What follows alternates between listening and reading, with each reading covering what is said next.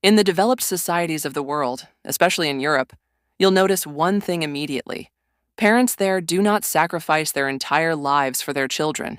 Instead, they prepare their children to take charge of their own lives. You'll rarely hear English parents say, "I've built so much property for my children," or "all my earnings are for them." What they usually say is, "I've raised my child to be a good person, given them a good education, and now they can earn their own living."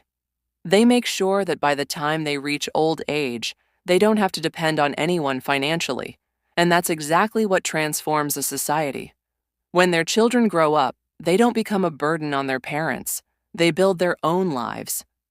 Because from the very beginning, they're taught to work hard, stand on their own feet, and most importantly, live harmoniously with others. Now, let's take a look at our Pakistani society. We treat our children like an investment. We expect that since we're spending on them today, they'll repay us tomorrow. We sacrifice all our dreams, move abroad, leave our wives and children behind, and convince ourselves that money is our children's future.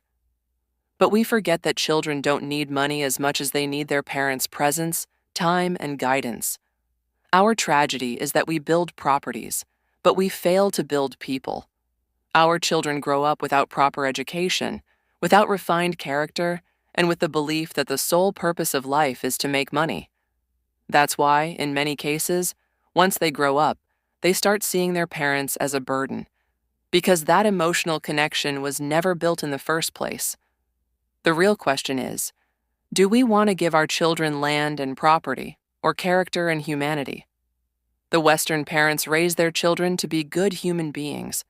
We, on the other hand, give ours only wealth, and that very wealth often becomes the reason for distance and disputes among them. It's time to reflect. Let's stop treating our children as investments. Let's give them our time and upbringing, not just money. Otherwise, tomorrow our children might have everything in the world, except a place for us in their hearts.